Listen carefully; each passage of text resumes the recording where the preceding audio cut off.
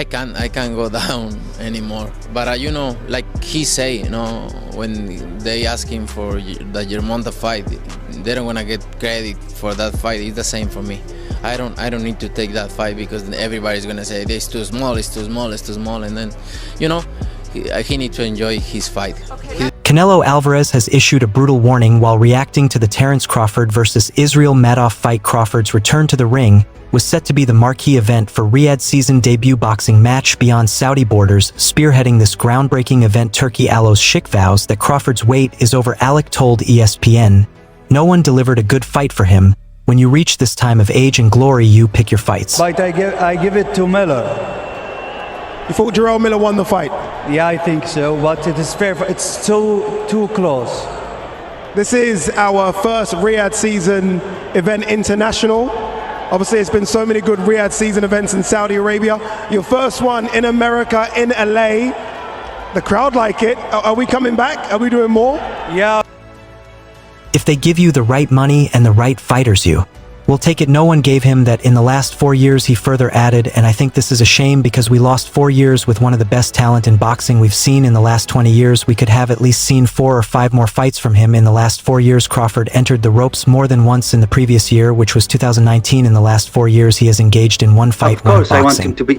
See, first of all, I'm a boxing fan. And you know me, you talk with me a lot. And you know my opinion about the boxing fight. And who must be boxing fight, doing boxing fight. This is the toppest fight, yeah? And 2 icon fighters, never defeated before.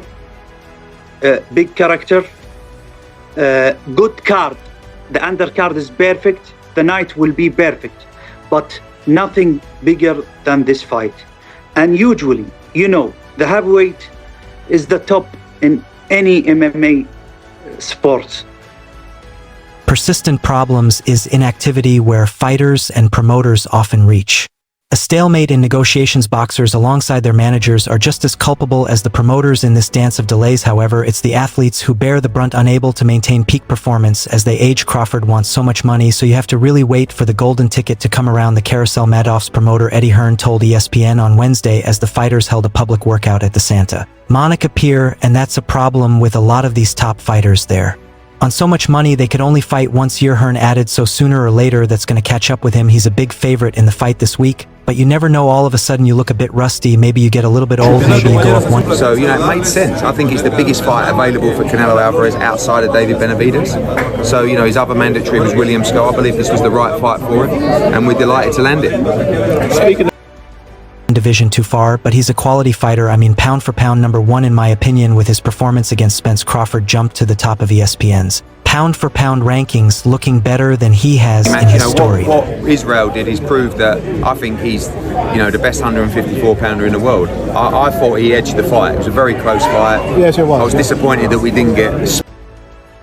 Career after flooring Spence in round 2 with a straight left to the head and a right jab from a southpaw stance, the switch-hitting fighter established the tone. Crawford relentless pounded Spence, leaving both of his eyes battered and bruised. The 7th round saw Spence hit. Another good right hand from Madrimov. And another.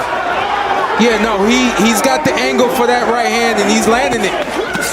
Good body shot from Crawford. That was a fantastic body shot from the canvas twice more, paving the way for the referee to call a halt. 2 rounds later, with victory secured, Crawford began to size up his next challenge. Jal Charlo, the reigning undisputed champion at 154 pounds, was at ringside. And now is the time.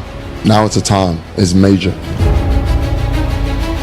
While I feel confidence in my fight, I feel confidence in my skills. I'm going to bring tricks out the hat. I'm going to beat Jermell Charlo and do some things that I love to do and want to do. To cheer on his training partner Spence as the referee called the end of the match, Crawford cast a piercing stare through the ropes. Yet, just 2 months later, Charlo faced a devastating defeat against Canelo at 168 pounds, diminishing the allure of a potential fight with Crawford. Charlo added, "I was prepared to do the rematch. I don't know if Spence was prepared to do the rematch like the contract stated. It didn't happen. It cost me months of my career, and I'm just happy to be getting back in the ring too." Display my talent, my skills. Despite this, Crawford still had enticing matchups awaiting him in the 154 pounds division. Jiren Bouts, Andis Tim Tszyu, and Virgil Ords, each a formidable undefeated power puncher, were on the horizon after feeling the strain of the weight cut for the Spence fight more acutely than anticipated. Crawford had resolved to continue his career at junior middleweight by the time of that bout. He was already aware it would be his final appearance at 147 pounds. Crawford said, "I was like, man, this is it, I can't make that weight like that anymore." It was kind of hard. On August 28th, Spence formally activated his rematch clause, having a 30-day window following the fight. In his post-fight interview, I felt great. It was no different from 147, to be honest.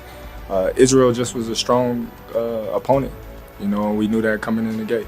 he expressed a desire for the rematch to be held at 154 pounds. According to the contract, the victor of the initial bout had the privilege to select the weight class for their second encounter. The agreement mandated that the rematch be held before the close of 2023, yet as the month slipped by, Crawford and his team made several unsuccessful attempts to set a date for the bout. On January 2nd, Harrison Whitman, attorney for Crawford, sent an email to Spence, who represents Hyman Boxing and works with Tom Brown, the promoter behind PBC events. Crawford was included in the email chain. The letter said that the rematch might be contractually postponed until February 24th, 2024, 210 days after the fight. In the event of an injury, Whitman wrote, "Mr. Crawford is a man of principle and remains open to a rematch with Mr. Spence. To that end, we need to know by the end of this week if Mr. Spence wants the rematch next, and if so, we need to discuss a structure for the rematch immediately." On January 5th, Brown relayed that Spence was eagerly anticipating the rematch. However, Spence would need to wait for medical clearance after undergoing a scheduled procedure the following week. Brown anticipated receiving an update from the doctor within 7 to 10 days.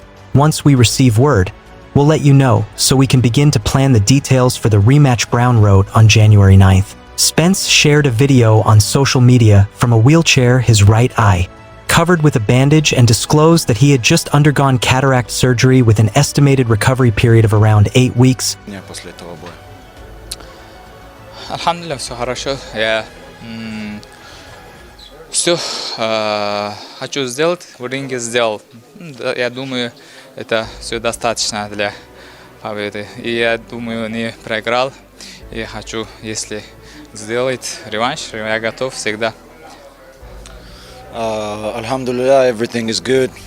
God is great, and It was clear he wouldn't be ready to begin training camp until long after the rematch clause had lapsed. Crawford needed to let go. Crawford said, "I was prepared to do the rematch. I don't know if Spence was prepared to do the rematch like the contract stated. It didn't happen. It cost me months of my career, and I'm just happy to be getting back in the ring to display my talent, my skills." As Crawford was finally ready to line up a bout beyond the Spence rematch, he found himself grappling with lost time and missed chances to step into the ring again in 2023, fresh off a career-defining performance that not only earned him tens of millions but also thrust him into the spotlight of mainstream sports conversation. Crawford was poised for another high-profile clash. "There has never been a better opportunity for Crawford to fight twice in a single year," Crawford said.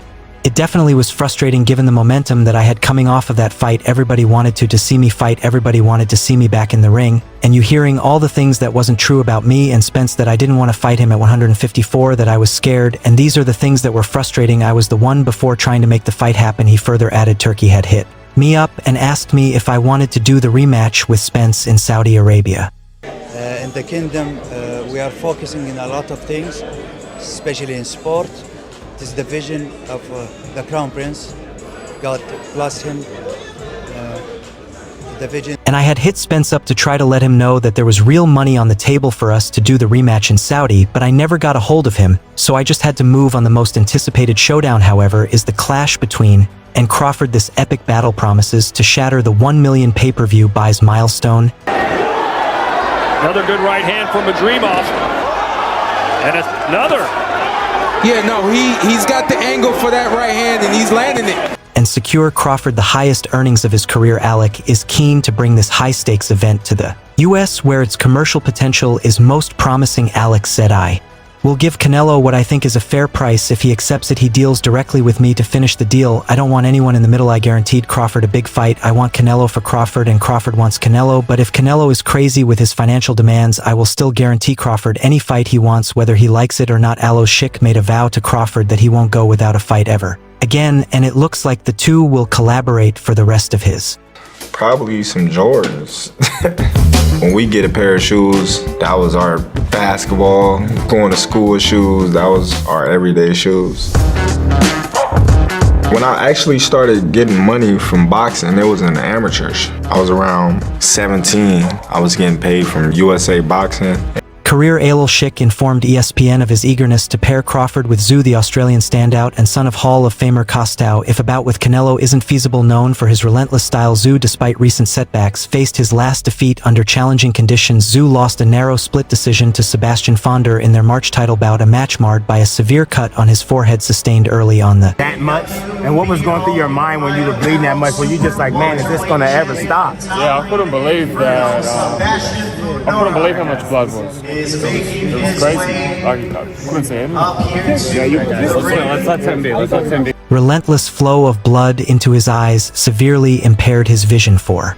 The duration of the fight Crawford is expected to produce at the greatest level, so it's not lost on him. Crawford said, "Why am I the perfect guy for Alel Schick's first American fight? Obviously, he sees something in myself that he don't see in other fighters. He viewed me as one of the best fighters in America, as he should. I'm the #1 fighter in the world right now to date. So there's a lot of respect that comes with Turkey and myself. The possibility of facing Canelo is one of the numerous factors putting pressure on Crawford to win spectacularly." Crawford has captured titles in the lightweight, super lightweight, and welterweight divisions. Meanwhile, Alvarez, ranked as ESPN's #5 pound-for-pound boxer, reigns supreme at 168 pounds and has also held belts at 154, 160, and 175 pounds. Alvarez has shrugged off calls for a fight with Crawford, telling Box ASA in February, "I have nothing to gain and everything to lose. If I beat him, everyone will say he was too small in just 154 pounds out." Crawford can't definitively show he's capable of competing against Alvarez, who fights 2 weight classes higher. However, a decisive stoppage victory in his junior. And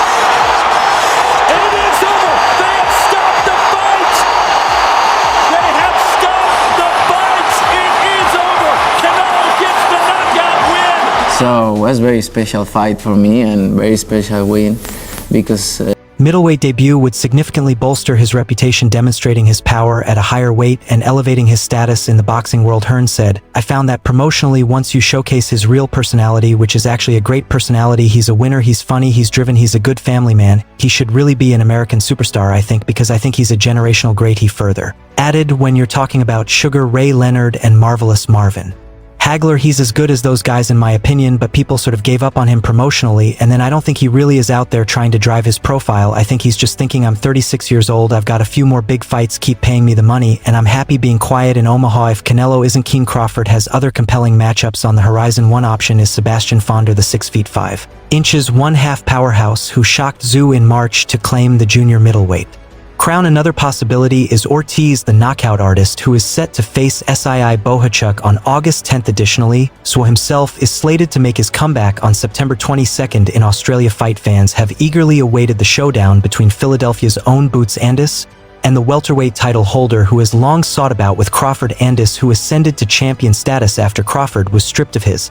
IBF belt last November, is finally set to clash with his rival. It's advantageous to have choices, but Crawford is after a legacy, and the one and only boxing icon can provide him with what he wants. Furthermore, time is running out. I think that's the biggest fight in boxing. I think me and Canelo colliding is like Floyd Mayweather and Canelo at that level, Crawford said, referring to the 2013 matchup. He further added, "I just feel I'm definitely not going to be doing this for much longer, I can assure you that. But I just felt like I never was able to display my true talent because I was held back. I wasn't able to fight the guys that I wanted to fight at the time that I wanted to fight him. If Crawford and Alel Schick can keep it together, there won't be another year until Bud fights again. Regardless of who he meets next, power comes from money. There are now no two boxers demonstrating that point more clearly than Saul Canelo Alvarez and Turkey Alec. When you can draw in a flood of cash, you wield significant influence." Alvarez is set to receive a $35 million guarantee for his bout against Edgar Bunga, a +800 underdog who wouldn't be seen as a worthwhile gamble even if his odds were +2,000. The financial draw of this matchup allows Canelo to take a fight he's nearly guaranteed to win, while still earning a payout that feels like a high-stakes extravaganza. That's power. When you have the ability to throw vast sums of money around, you wield significant influence. Alel Schick, the chairman of Saudi Arabia's General Entertainment Authority, essentially the mastermind behind the burgeoning Riyadh season, carries around books filled with blank checks, the Saudi government eager to fund Alel Schick's grand Visions is prepared to overpay to secure the matches he wants. As a result, fighters, promoters, broadcasters, and media alike are scrambling to get on board with the lucrative opportunities he's offering. Alil Sheikh has openly expressed his desire to offer one of those lucrative blank checks to Alvarez in an effort to set up a bout with Terence Crawford, who has recently been named an ambassador for Riyadh season. While money is seemingly no concern for Alec, he's on a quest to determine the price that will persuade someone like Crawford, for whom financial considerations have become less of a necessity, to step into the ring on their journey toward an alliance between the two most influential figures in boxing. An unexpected twist emerged. Instead of collaborating, they found themselves locked in a fierce rivalry. Alec perhaps unwisely ignited the conflict by taunting Alvarez, which may have been a misstep on his part. Thanks to substantial backing from Saudi investors, UFC 36 will be held at the Sphere in Las Vegas on September 14th, with Riyadh season proudly sponsoring the high-profile mixed martial arts event. Meanwhile, just 2 miles away at the T-Mobile Arena, another pay-per-view clash will unfold as Alvarez takes on Berlanga on the same date. The extent of direct competition is still uncertain. Over the years, the figure 5% has been casually cited to indicate the overlap between boxing and MMA fans, though it lacks scientific backing. While this percentage might seem trivial at first glance, it's worth noting that if you're anticipating 500,000 PPV sales for an event, a 5% drop translates to a loss of 25,000 potential buyers. In the grand scheme, reducing your audience from 500,000 to 475,000 is far from negligible. On September 14th, UFC and PBC will clash as rivals. Alec, known for his restraint in taking jabs at boxers and avoiding the common pitfall of belittle in those not in his camp, has built his reputation on a message of unity. His mission has been to leverage his country's resources to bridge gaps and facilitate significant matchups. However, he's now beginning to adopt the persona of a typical boxing promoter, casting Canelo as the adversary. "We will eat him," Alec said of Alvarez to ESPN. That would be an ordinary comment coming from the mouths of most promoters. Supporting the collapse of boxing's biggest star is a decision especially coming from this promoter, who some believe has the power to mend all of the sport's scars, particularly considering how vocally Alec has expressed his intention to persuade the flagship superstar to collaborate with him in the future and to put up a fight, something that Alvarez has up till now repeatedly dismissed. Meanwhile, Canelo needs to triumph over Berlanga on September 14th. Additionally, the outcome of Canelo versus Turkey needs to unfold in a manner that doesn't derail any ongoing negotiations. We may then talk about an Alvarez-Crawford fight. The two fighters are comparable in age, but in terms of motivation, they are in completely different stages of their careers. Crawford, entrenched in a fierce competition with Alexander Usyk and Naoya Inoue for the title of the world's best pound-for-pound fighter, remains driven by lofty goals. Although he's already achieved much and secured substantial earnings, he approaches his career with the mindset that his greatest achievements and the most significant financial rewards are still yet to come. He is fervently interested in fighting Canelo, since the 168B champion represents the greatest test for a man who is only recently increasing up to 154 pounds, as well as the opportunity to win 10 fights worth of purse money at once. Alvarez appears to have reached a stage in his career where expanding his legacy no longer serves as his main drive in his recent matches. Make sure to check out some of our other videos on the screen if you enjoyed this one.